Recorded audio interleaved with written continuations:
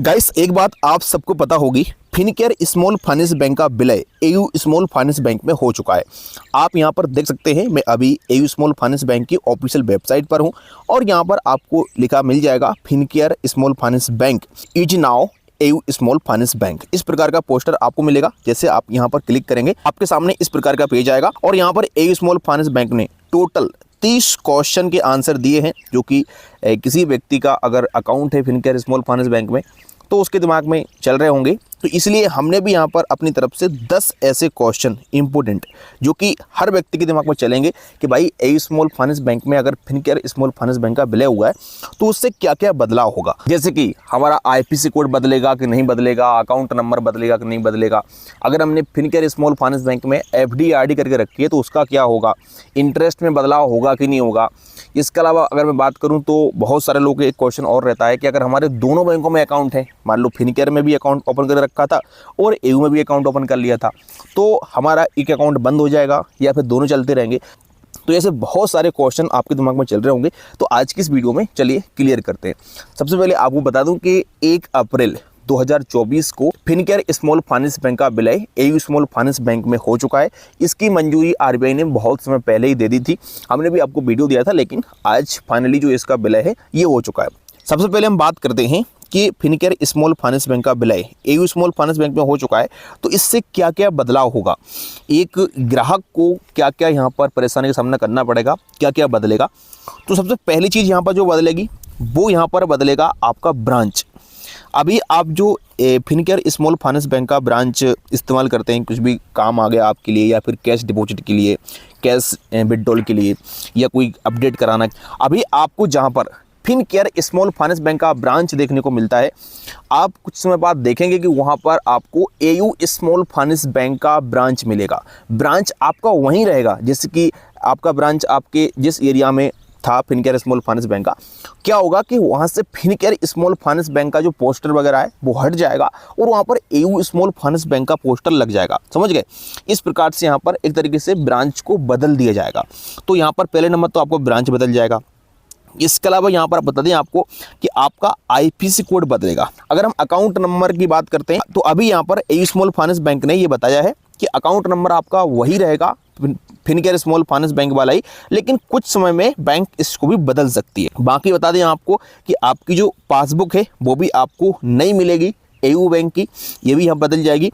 अगर आप चेकबुक इस्तेमाल करते हैं तो आपका चेकबुक भी नया लेना पड़ेगा आपके लिए, एयू स्मॉल फाइनेंस बैंक की तरफ से बदल दिया जाएगा उसको। इसके अलावा आपका डेबिट कार्ड अगर इस्तेमाल करते हैं आप तो वो भी बदल दिया जाएगा बैंक की तरफ से। यहाँ पर ये कुछ ऐसे डॉक्यूमेंट हैं जो कि बदल जाएंगे आपके, और जो अभी आपके डॉक्यूमेंट पर लोगो वगैरह फिनकेयर स्मॉल फाइनेंस बैंक का रहता है वो सब कुछ बदल करके नए डॉक्यूमेंट आपको मिलेंगे और उन पर एयू स्मॉल फाइनेंस बैंक का लोगो रहेगा। तो यहाँ पर इस बात का आपको ध्यान रखना है। इसके अलावा बहुत सारे क्वेश्चन कस्टमर के दिमाग में चल रहे होते हैं, जैसे कि सबसे पहला क्वेश्चन ये आता है कि अगर हमें कभी कैश विड्रॉल करने के लिए या फिर कैश डिपॉजिट करने के लिए या फिर आईएमपीएस एनईएफटी करने के लिए कभी ब्रांच में जाने की आवश्यकता पड़ती है तो क्या हम एयू स्मॉल फाइनेंस बैंक की ब्रांच में जा सकते हैं? तो जी हाँ, बिल्कुल जा सकते हैं। तो आप किसी भी एयू स्मॉल फाइनेंस बैंक की ब्रांच में अपना एनईएफटी, आरटीजीएस, आईएमपीएस के लिए या फिर आप कैश विड्रॉल करने के लिए या कैश डिपॉजिट करने के लिए या फिर चेक लगाने के लिए बिल्कुल जा सकते हैं। दूसरा क्वेश्चन आता है कि अगर हमें अपने अकाउंट में कुछ अपडेट कराना है, जैसे कि मोबाइल नंबर चेंज कराना है या नेट बैंकिंग एक्टिव कराना है या फिर डेबिट कार्ड का रिक्वेस्ट डलवाना है या फिर हमारे लिए अपने अकाउंट में कोई और रिक्वेस्ट डलवानी है, जैसे कि फिजिकल स्टेटमेंट वगैरह की, तो इन सब के लिए क्या हम एयू स्मॉल फाइनेंस बैंक की ब्रांच में जा सकते हैं? अगर हम पहले से फिनकेयर स्मॉल फाइनेंस बैंक के ग्राहक हैं तो जी हाँ, आप बिल्कुल ये सब काम कराने के लिए भी जा सकते हैं। इसके अलावा यहाँ पर तीसरा क्वेश्चन आता है कि एयू बैंक के एटीएम से क्या हम फ्री में कैश विड्रॉल कर सकते हैं? आपको पता होगा कि जिस बैंक का हम एटीएम इस्तेमाल करते हैं उस बैंक के एटीएम मशीन से अगर हम कैश विड्रॉल करते हैं तो हमें कोई चार्ज नहीं देना होता है। तो जी हाँ, अगर आप पहले से फिनकेयर स्मॉल फाइनेंस बैंक का एटीएम इस्तेमाल करते हैं और आपके उस डेबिट कार्ड पर ऐसी कंडीशन है कि आपको फिनकेयर स्मॉल फाइनेंस बैंक के एटीएम मशीन से फ्री में कैश विड्रॉल करने की सुविधा मिलती है, तो वो सारी सुविधा आपके लिए आपके एयू स्मॉल फाइनेंस बैंक के एटीएम पर भी लागू होगी और आप फ्री में कैश विड्रॉल कर पाएंगे। चौथा क्वेश्चन आता है कि अगर फिनकेयर स्मॉल फाइनेंस बैंक में पहले से एफडी या फिर आरडी है तो उसका क्या होगा? तो आपको बता दें, आपकी FD RD automatically AU small finance bank में आ जाएगी। तो अगर आपको एफडी आरडी के रिगार्डिंग कुछ भी जानकारी लेना है या फिर एफडी आरडी को बंद करना है तो आप एयू स्मॉल फाइनेंस बैंक में ये सब काम कर सकते हो। आपकी आरडी एफडी अब एयू स्मॉल फाइनेंस बैंक में रहेगी।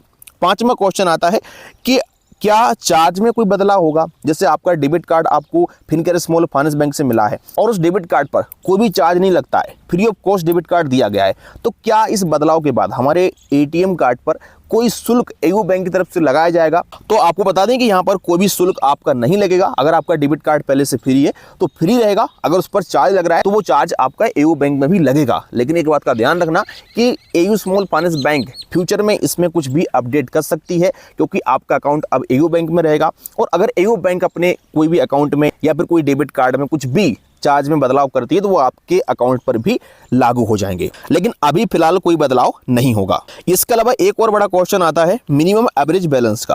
आपको पता होना चाहिए कि एयू स्मॉल फाइनेंस बैंक में अगर आप ऑफलाइन अकाउंट खुलवाते हैं तो वहां पर हमारे लिए अपने एरिया के हिसाब से 5,000 रुपये कम से कम अपने अकाउंट में मिनिमम बैलेंस रखना होता है। अगर मान लो किसी व्यक्ति का फिनकेयर स्मॉल फाइनेंस बैंक में 0 बैलेंस अकाउंट है तो इस बदलाव के बाद क्या हमारा अकाउंट 0 बैलेंस रहेगा या फिर उसमें मिनिमम एवरेज बैलेंस रखना पड़ेगा। तो आपको बता दें कि इसमें भी कोई बड़ा बदलाव नहीं होगा। आपका अकाउंट अगर फिनकेयर स्मॉल फाइनेंस बैंक में 0 बैलेंस है तो वो 0 बैलेंस ही रहेगा, उसमें कोई आपको मिनिमम बैलेंस नहीं रखना है। अगर आपका फिनकेयर स्मॉल फाइनेंस बैंक में कोई मिनिमम एवरेज बैलेंस वाला अकाउंट है तो आपको उस अकाउंट में उतना मिनिमम एवरेज बैलेंस रखना पड़ेगा। लेकिन इसमें ही बैंक ने बताया है कि हम फ्यूचर में कुछ भी इसमें बदलाव कर सकते हैं। तो अगर फ्यूचर में बैंक कुछ बदलाव करती है मिनिमम बैलेंस को लेकर के तो इसके लिए ग्राहकों को जरूर सूचित करेगी। इसके अलावा एक बहुत बड़ा क्वेश्चन जो कि अक्सर लोग पूछते हैं कि अगर हमारे अकाउंट दोनों बैंकों में, मान लो किसी ने फिनकेयर स्मॉल फाइनेंस बैंक में अकाउंट ओपन करके रखा है और एक कोई अकाउंट हमारा एयू स्मॉल फाइनेंस बैंक में चल रहा है, तो इस बदलाव के बाद हमारे दोनों अकाउंट चलते रहेंगे या फिर एक अकाउंट कोई सा बंद हो जाएगा।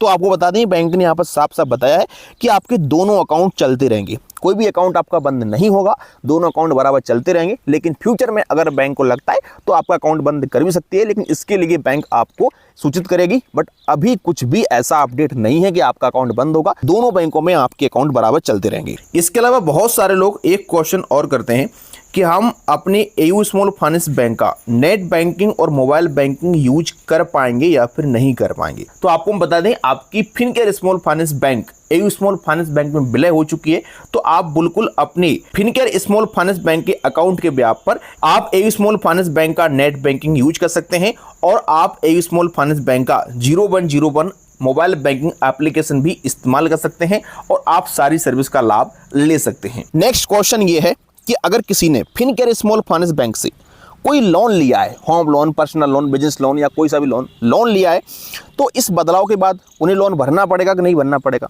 तो भाई क्लियर सी बात है कि आपको लोन तो भरना पड़ेगा। और अगर आप अपनी ईएमआई ऑफलाइन भरते हैं तो आपको बता दें कि आप अपनी एयू स्मॉल फाइनेंस बैंक की ब्रांच से अपनी ईएमआई भर सकते हैं। और लोन के रिगार्डिंग कोई भी आपके लिए समस्या आती है या फिर कोई भी काम कराना है या कुछ जानना है तो आप एयू स्मॉल फाइनेंस बैंक की ब्रांच में जाकर के कोई भी सर्विस ले सकते हैं। इसके अलावा लास्ट क्वेश्चन और बचता है कि इंटरेस्ट में कोई बदलाव होगा कि नहीं होगा। जैसे अभी मान लो आपने अपनी फिनकेयर स्मॉल फाइनेंस बैंक में कोई एफडी करके रखी है या आरडी करके रखी है, तो बैंक तो आपका बदल चुका है, अब आपका इंटरेस्ट में बदलाव होगा कि नहीं होगा। जैसे मान लो फिनकेयर स्मॉल फाइनेंस बैंक में आपको 6% का ब्याज मिल रहा है एफडी पर और एयू बैंक में 7% का मिल रहा है, तो आपके लिए कौन सा ब्याज मिलेगा। तो यहाँ पर आपको बता दें कि आपका जो ब्याज फिनकेयर स्मॉल फाइनेंस बैंक में चल रहा था वही ब्याज आपको एयू बैंक में दिया जाएगा। लेकिन जैसे ही आपकी एफडी आरडी मैच्योर होती है, इसके बाद अगर आप एफडी करते हैं तो आपका ब्याज आपको एयू स्मॉल फाइनेंस बैंक के हिसाब से दिया जाएगा जो बैंक में चल रहा होगा। इसके अलावा आप जानते हैं कि मंथली इंटरेस्ट मिलता है, तो क्या फिनकेयर स्मॉल फाइनेंस बैंक के ग्राहकों के लिए भी अब मंथली ब्याज मिलेगा। तो जी बिल्कुल मिलेगा, क्योंकि आपका अकाउंट बदल चुका है फिनकेयर स्मॉल फाइनेंस बैंक से, अब ये यहाँ पर आपका अकाउंट बदल करके और एयू स्मॉल फाइनेंस बैंक का अकाउंट बन चुका है, तो आपके लिए बिल्कुल हर महीने ब्याज मिलना शुरू हो जाएगा। बाकी का सारी जानकारी आपको हमने बताई दी है, लेकिन अगर कुछ भी क्वेश्चन छूटा है तो आप कमेंट जरूर करना, उसका जवाब जरूर देंगे हम आपके लिए। जानकारी पसंद आई वीडियो को लाइक कर देना। चलिए फिर मिलते हैं किसी नेक्स्ट वीडियो में।